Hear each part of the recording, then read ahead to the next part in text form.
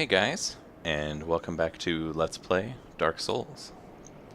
Well, we've taken care of a few things that I wanted to take care of before we approach our next level. But before we actually do that, you may have noticed that Uther is showing off a new weapon here. Yeah, we got this White-hander, and I'm going to go really quickly show you how we pick that up. The Zweihander is a pretty awesome two-handed sword, and I've never used two-handed weapons before, so I actually ended up spending quite a bit of time kind of learning how it actually works and getting better at timing it and everything, but anyhow. So we're back at Firelink Shrine, and we're heading towards the catacombs, the graveyard leading to the catacombs. Now this area is very easy to stumble on for the early Dark Souls player. It's right next to the Firelink Shrine, and it kind of looks like the natural progression. But it's actually quite dangerous to explore this area when you're not quite ready. These skeletons are not super difficult, but they can hit pretty hard, and they have quite a lot of hit points compared to the monsters that you're used to when you first get to this spot.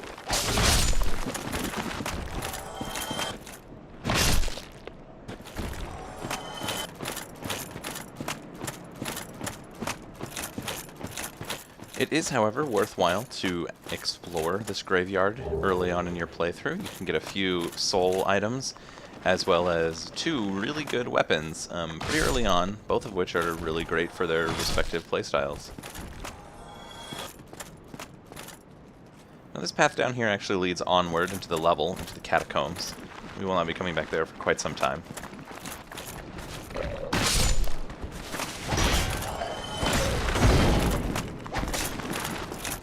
This big guy jumping around is a giant skeleton, and they are pretty nasty. They can hit quite hard, and they have what I consider to be one of the better death animations in the game, because they just sort of explode, which I think is kind of funny.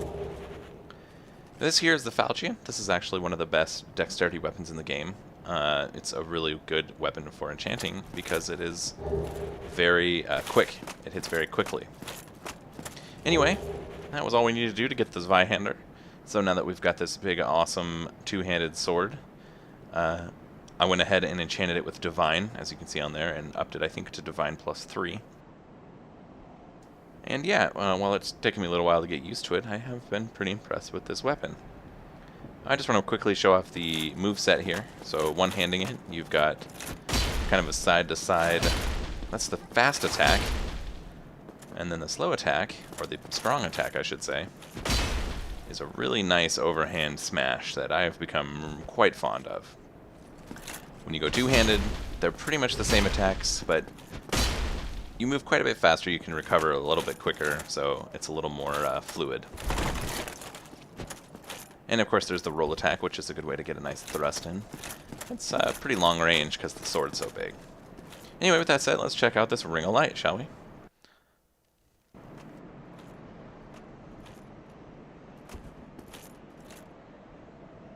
Now, yeah, I don't know what really happened here. Basically, the whole thing just sort of froze. And at this point, I'm like clicking around frantically trying to figure out what's going on. Pretty frustrating situation. And the music's like going in the background, which is kind of hilarious. So I'm really curious what we're missing here. Anyway, I'm about to give up, and then all of a sudden it just sort of kicks in.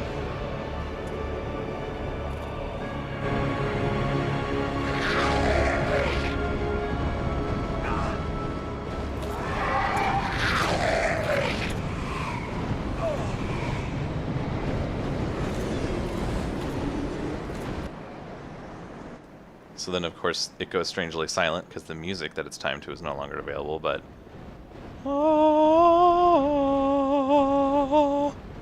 that's pretty much the same experience, I think.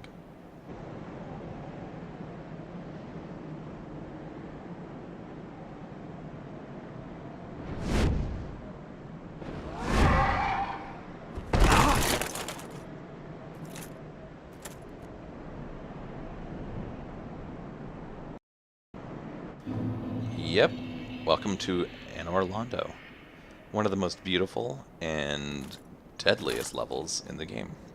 And if you're interested in heading back, you can talk to this guy and he'll take you back to Sen's fortress, but I'm ready to go exploring this gorgeous landscape. This place is particularly striking simply because it's so much brighter than any other level in Dark Souls at this point. The sun is shining bright here instead of the gloom and looming dark, kind of crouching in on the edges. It's pretty amazing. It's quite a striking transition from where you were at before. And of course, that giant castle, that's Gwyn's house. So not a modest guy. And up there you can actually see the Duke's Archives, which is a level we'll be visiting quite a bit later in the game. Your first encounter in this area is with these guys, the Sentinel Guardians, and they don't aggro, so you can just walk right past them. You can fight them if you want, and we actually will in a little bit here, but just kind of an interesting side note there. They don't aggro unless you go try to kill them.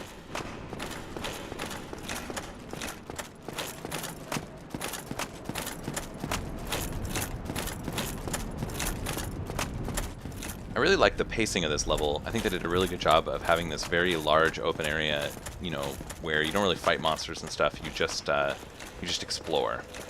And of course we come to a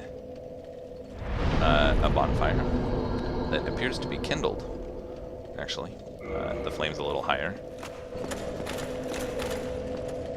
Well, you are a rare visitor. Welcome to the lost city of Anor Londo, chosen undead.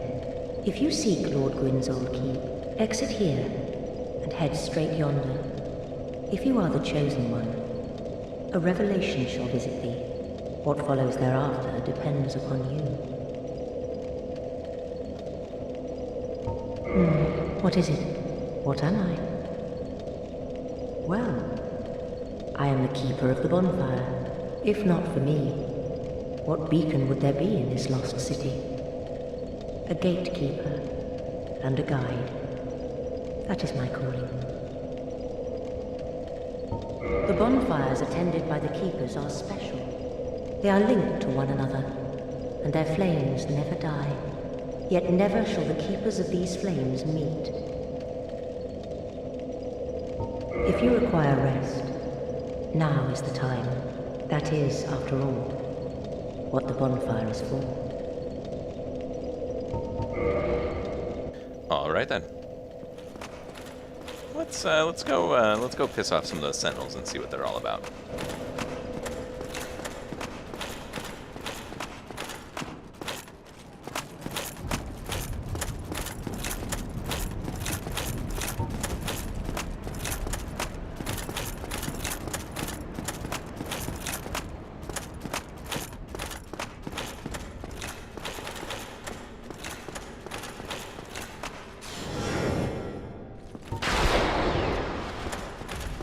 Yep, you definitely want to be careful here and make sure that you only pull one of them. One sentinel is it's actually a modestly easy fight, but two of them can be quite dangerous because they do hit very hard, but they are quite slow, and you can take advantage of your much superior mobility to take them down rather quickly.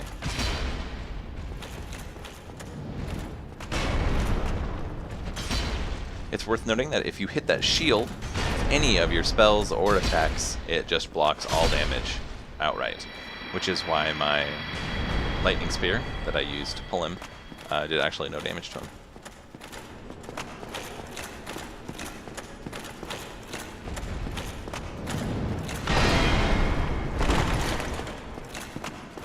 I think it's pretty neat that they actually can detect if you're locked onto them, and they'll leave you alone as long as you're not, but as soon as you lock on, they're ready to come kick your ass.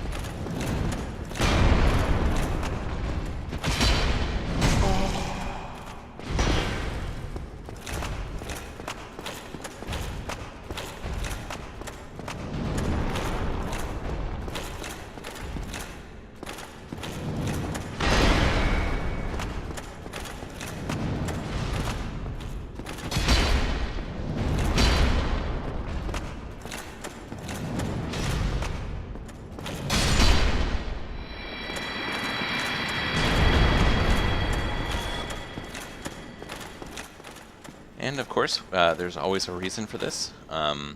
Take note of the chain on the right side of this treasure box, by the way. You'll want to notice that it's rounded. Yeah. I'm not sure that I actually touched on Demon Titanite before. We've gotten quite a bit of it from fighting those big Titanite demons, which are those headless, one-armed, giant-tailed, weird things. Which I'm sure you have no idea what I'm talking about when I describe it that way, but anyhow, they drop Demon Titanite. Demon Titanite is specifically used for upgrading weapons that are crafted from boss souls. Any weapon that is crafted from a boss soul requires Demon Titanite in order to upgrade it. These guys over here are also guarding some treasure, so we'll take care of them really quick.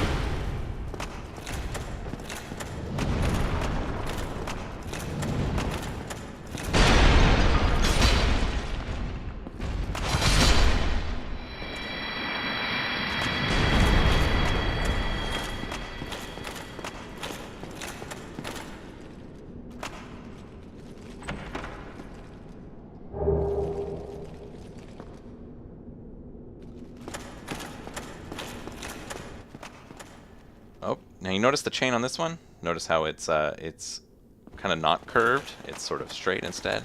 That's because that's not a treasure chest. It's a mimic. Yeah, so once you know that the chain is actually a good way to recognize whether a mimic is about to get you or not, they can be pretty easy to detect. Of course, if you're playing online, they become easy enough to detect because of those messages that are going to be in front of them. Of course, mimics drop items, and this guy dropped a crystal halberd. This is simply a normal halberd that's been taken up the crystal upgrade path. So, yeah, I don't think we'll be using it.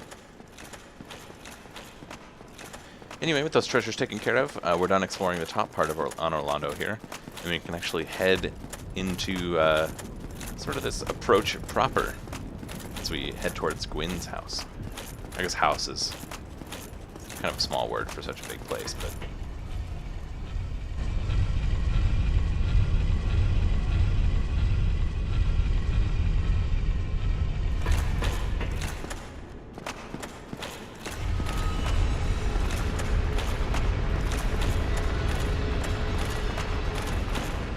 You may recognize this next guy. He's actually a variant, a slightly more armored variant of the tower gargoyle that we fought as a boss in the Undead Parish. Yeah, it's kind of a cool thing that games do sometimes to really help you understand how much more powerful you are now when mini bosses in areas are enemies that used to be full-on bosses earlier in the game. And of course, this guy's actually got quite a bit more hit points and hits quite a bit harder than the last ones, but you can use pretty much the same tactics on these guys that you used before, or this guy, I should say. I am trying to get his tail to drop because you can actually get that as a weapon, but it's not really working out too well for me.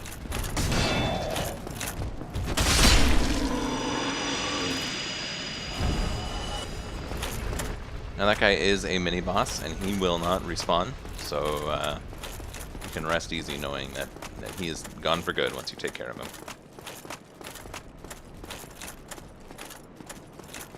And unfortunately, it looks like we've already hit the end of the line. It looks like there's a couple other areas there that we can go into, and maybe this this church on the side here has some kind of a secret entrance or something that we can find.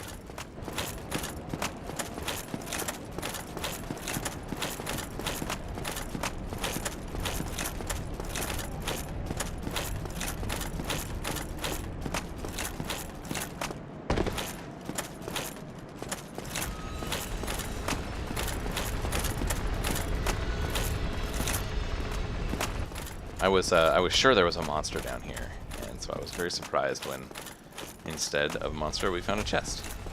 And then I got weary that it was a mimic, but nope. More demon titanite.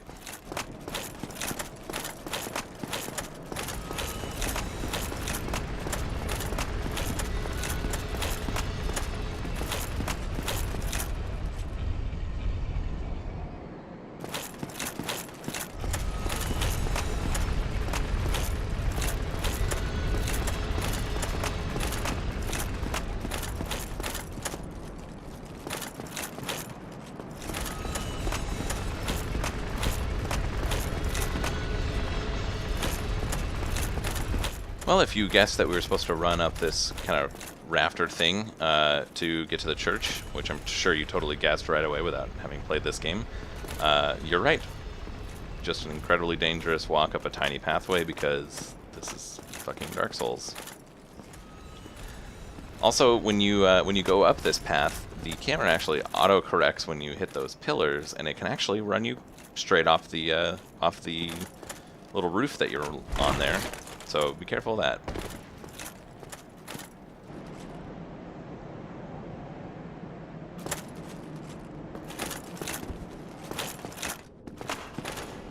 And now we're inside of this church, and these are the painting guardians. These nimbly-pimbly fucks can give you a pretty hard time. They're pretty good at parrying. They're very fast. They're difficult to stagger, actually. And they like to chuck throwing knives at you from across the way, so that's always fun.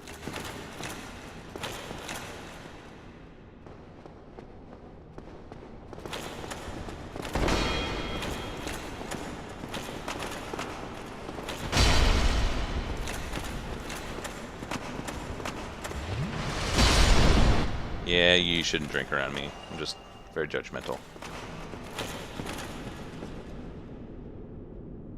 And yet, because this is Dark Souls, we're not gonna just walk down some stairs to get down to the bottom of the church. Yeah, we gotta run across the rafters at the top of the room because that's super fun.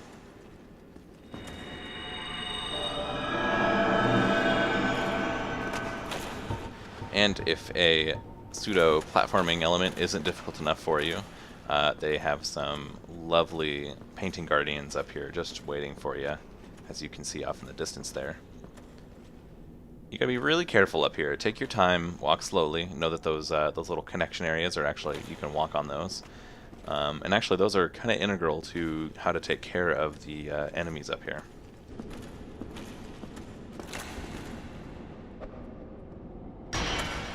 Basically what you want to do once pissing off one of these guys is just get right to the, kind of to the corner here. And they will almost always attempt to attack you and fall to their death. Making this very dangerous encounter actually quite easy.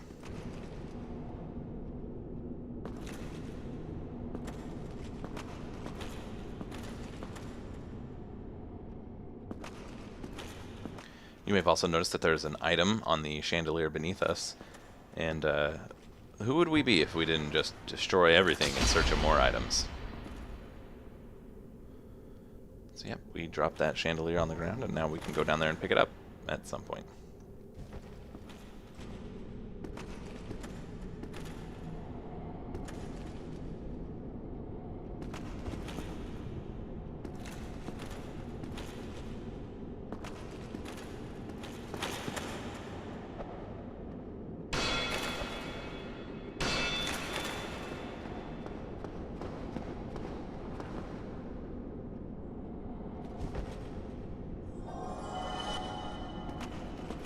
Yeah, I wouldn't call that an exploit. I'd say that's just taking advantage of the guys. Yeah, it's kind of, I guess it's, well, anyway. It's not an exploit, it's just getting the odds in your favor.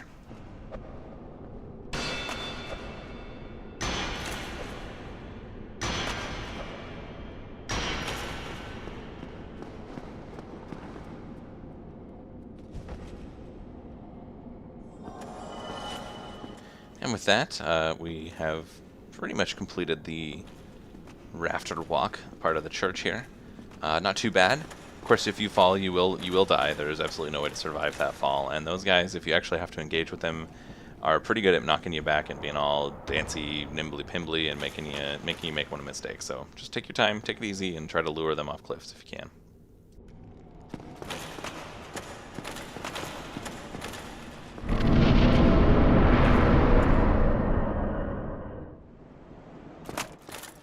And now we're at that central kind of pillar area. You can see down below, that's the bridge that we were on that we couldn't get across. So we've made some good progress. And there's another gargoyle there, just kind of hanging out waiting for us.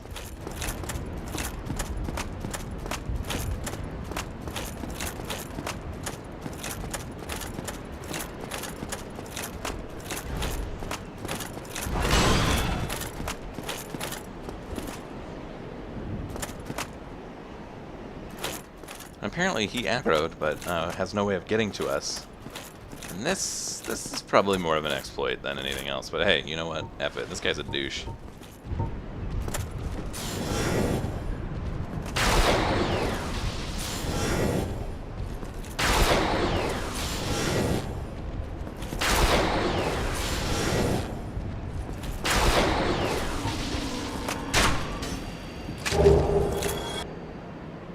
We got crazy lucky there. He dropped his halberd, his shield, and his helmet.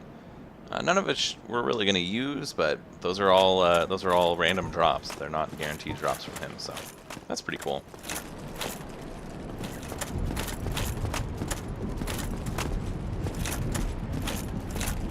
And I thought something was down here that wasn't down here, so I got a little confused, but that's alright. I recovered quickly.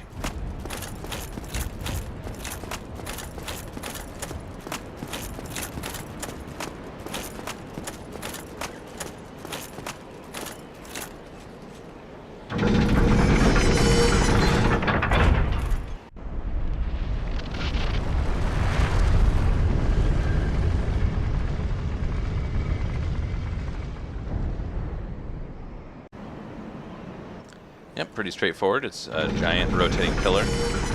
Well, we completed the bridge. I'm not quite ready to head further into Anor Londo just yet. There's actually a side area that I've been really excited to explore. Well, two side areas, actually, that I've been really excited to explore. So we're going to be taking care of those first.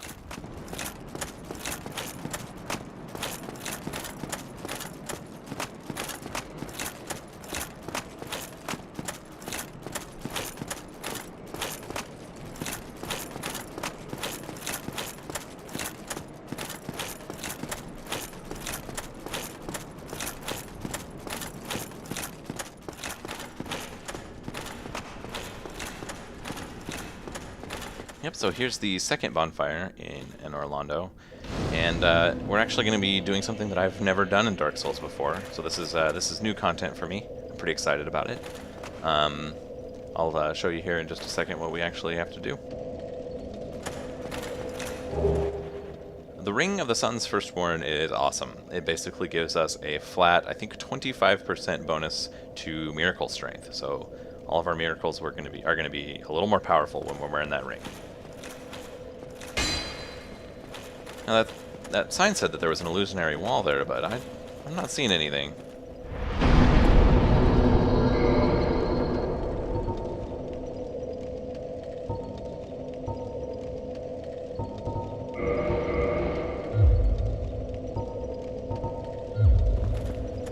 We're going to go ahead and equip an item. Now, what ended up happening here was I went into the catacombs, which is a later area, specifically just to get this ring. We'll be doing the catacombs in full later on, so there are a couple things that I won't be able to go back and show again. But I really wanted to get this ring before doing Anor Londo, but I really wanted to do Anor Londo before I did the catacombs. Anyway, if you wear this particular ring in this room, something interesting happens.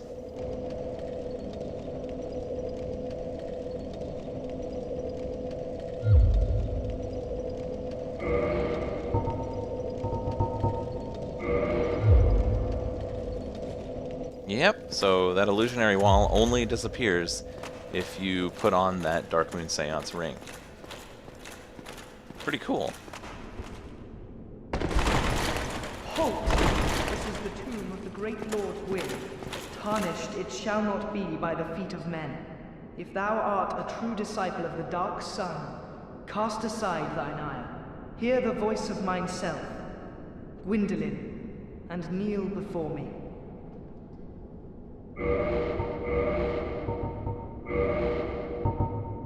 Yeah, I don't mean to be a douche, but I don't think I'm gonna kneel before you. Sorry, dude. Alright then, I want to point out, this is literally, I have never done this before. This is a part of the game that I have not experienced, so I hope you enjoy watching me Foolishness. experience this for the first time. Why trespasseth upon the great Lord's tomb, whilst thou art a disciple of the Dark Sun? Mark the words of mine self, Gwyndolin. Thou shalt not go unpunished. Okay.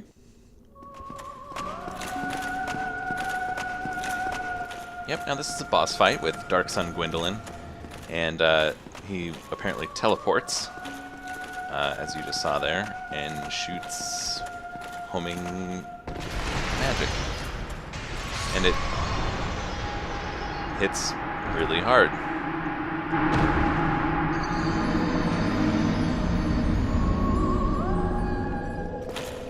Okay, let's give that another shot, shall we?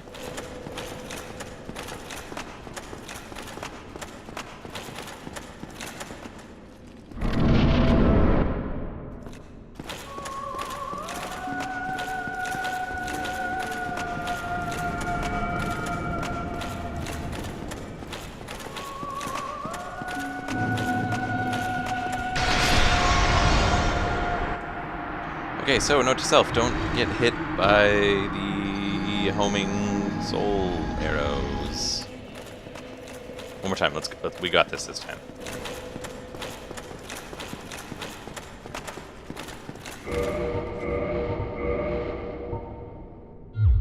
Yeah, at this point I'm kind of looking to see if I've got any lighter armor or anything I can equip. I can pick it up at the bonfire, but that's a long walk away, and let's try this boss again.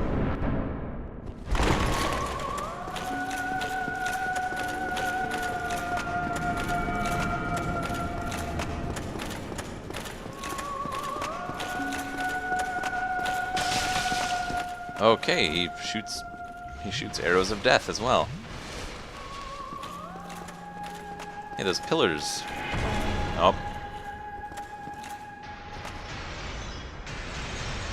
Okay, so the pillars stop the small homing arrows, as well as his arrows, but that big fucker still gets right through.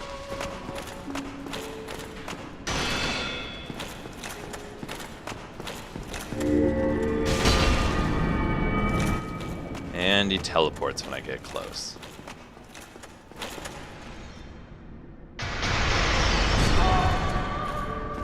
Oh, right, the big one is bad, yeah.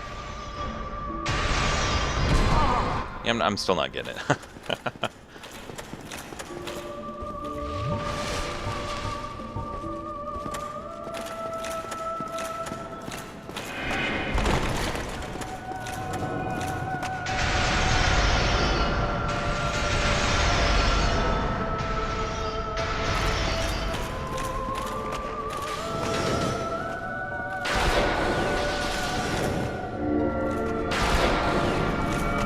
Okay, this isn't so bad. This isn't so bad. Yeah, I'm trying to heal and pressing the wrong buttons and just...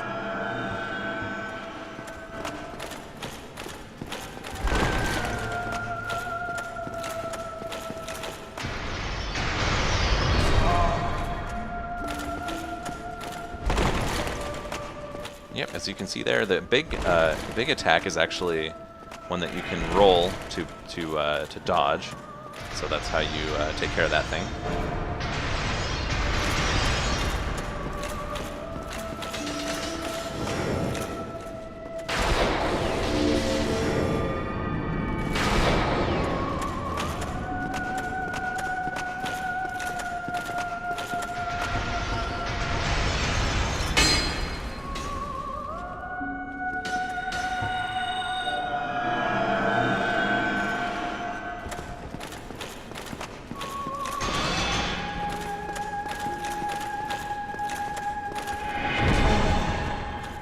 Yeah, jumped right into that one.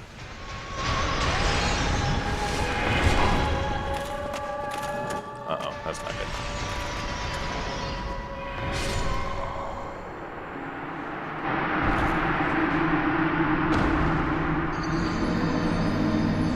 Okay, well, we got a lot closer on that one.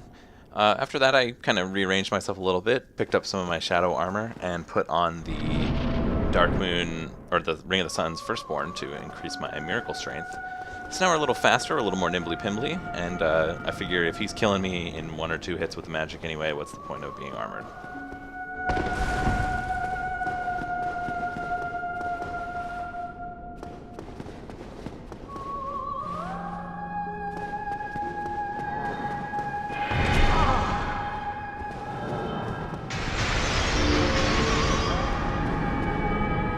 Yeah, and he can be a little aggressive on his teleport away, which can be frustrating, especially because all we have is close range options, really. I mean, Lightning Spear has a decent range, but it's not great.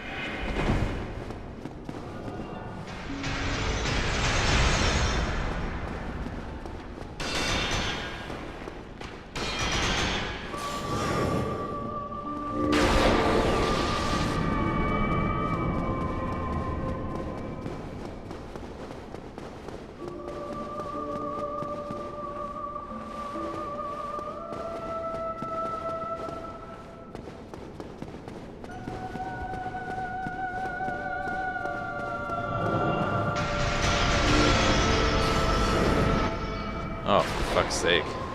The running away. Yeah, that's not good.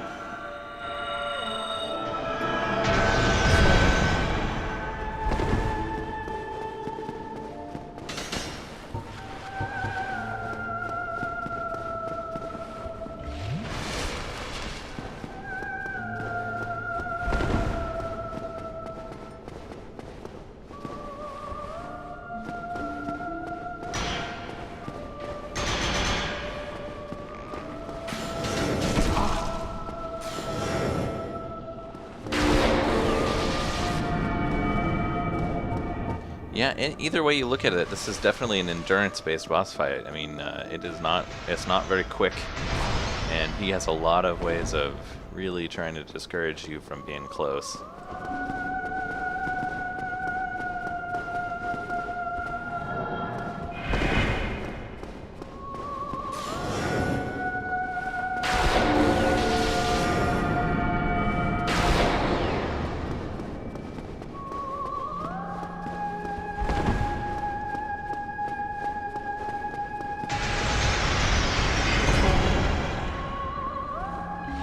Oh yeah, that's not a good idea.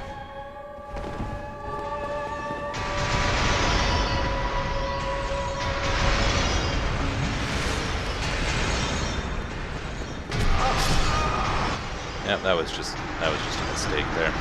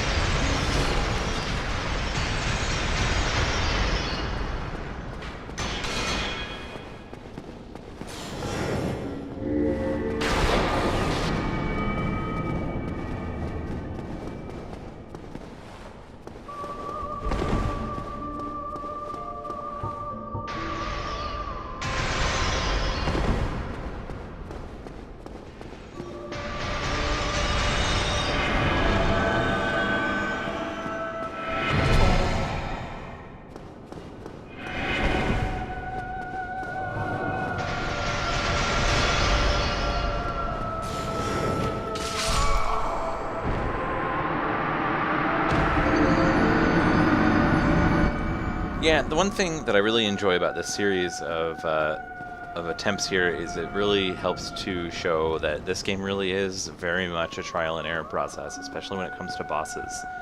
You know, I kept this in mainly because it's kind of neat to see how over several attempts you start learning how a boss works, learning what kinds of gear or approaches might be best suited for that particular boss, and just understanding what a boss's pattern might be and when to exploit that pattern.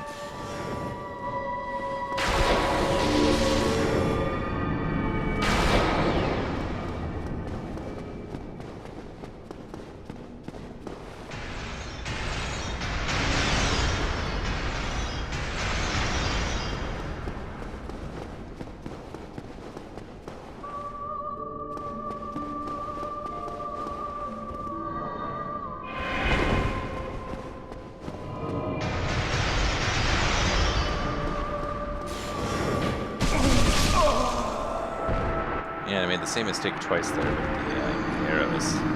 So that's an extremely deadly attack. Now then, Dark Sun Gwendolyn is a interesting boss in that basically he likes to run away from you. He is constantly putting space between you and himself in order to really give him lots of chances to smack you with his long-range stuff while you basically can't do shit. You'll note that he has 3 basic attacks. He has a very fast, long-range, and dangerous attack in the form of a large soul arrow of some kind. He has this attack here, which is a sort of mass of homing soul arrows. And that one, you're supposed to be able to roll to dodge, but I just didn't do a very good job of it there. And these homing ones can be blocked by pillars, so whereas the large one cannot. In addition to that, he also has an arrow attack that hits several times very quickly for quite a large amount of damage. It's definitely... you do not want to get hit by this. And basically the trick to the fight is using the pillars to your advantage in order to slowly approach the boss. Definitely make sure to learn his reads. He projects which spell he's casting very well as the arrows. And once you learn the reads, the boss becomes actually pretty easy. Unfortunately, he really likes to rob you of any opportunity to do damage to him as soon as you get close. It can get pretty frustrating.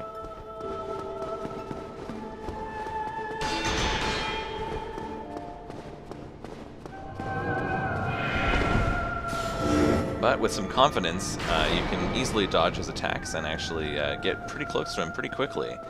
The arrows are easy to defend against if you're getting shot at when you're not near a pillar, and the large soul arrow is very easy to dodge if you get the timing right.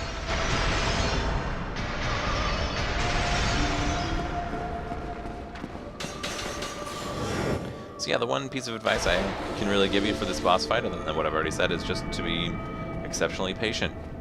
Gwendolyn really likes to limit your ability to smack him, so just get up to him, hit him with a spell or with a couple attacks. Don't over commit yourself. Just hit him that one time and take it easy, and you'll eventually get him down. Probably.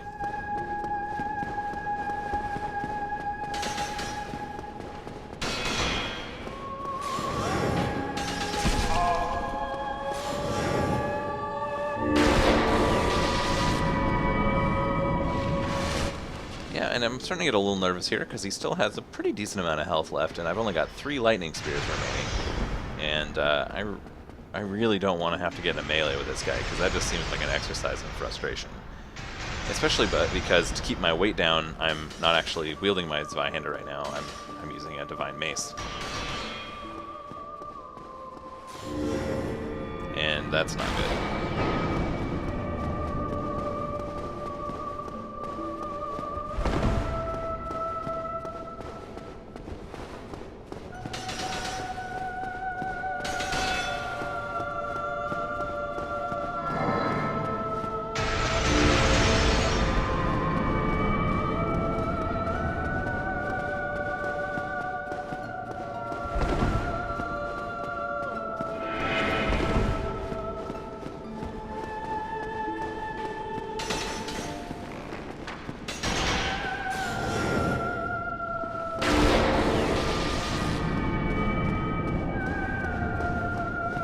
And because I like to bring things down to the wire, we've got one lightning spear left, and he has just a sliver of health remaining.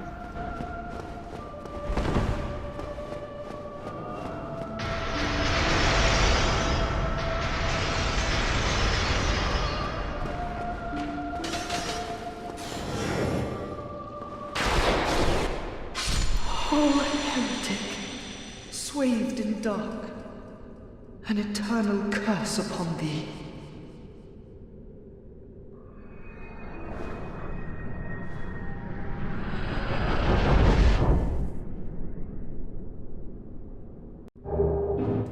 And just like that, Gwendolyn, son of Gwyn, has been defeated.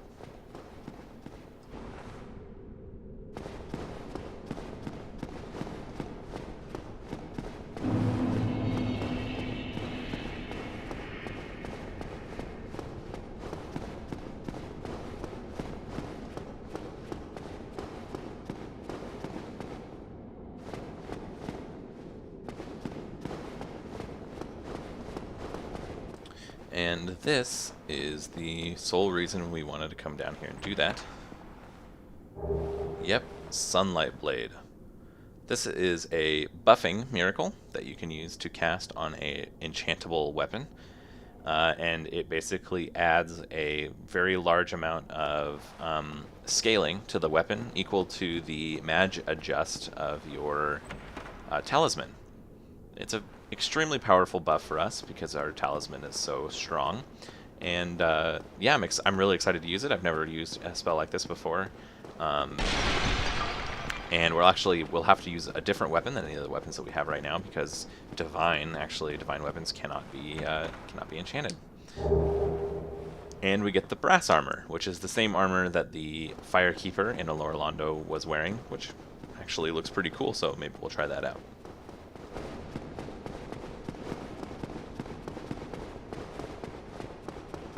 Anyway, with that exciting boss fight under our belts, I really enjoyed kind of learning a new fight. That was a fresh experience for me. It's been a while in Dark Souls since I've gotten to do something like that, and it wasn't too overly insane. I think I was able to adapt relatively quickly and figure out how to take care of that guy. So I hope you enjoyed watching as I took down the boss there.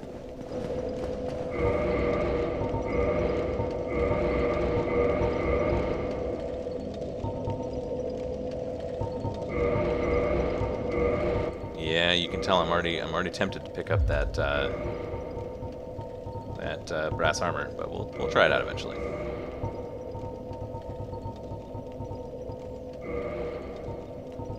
Now that we got ourselves fully equipped and back to normal, we'll just head over to where we're going to be going next in Anor Londo.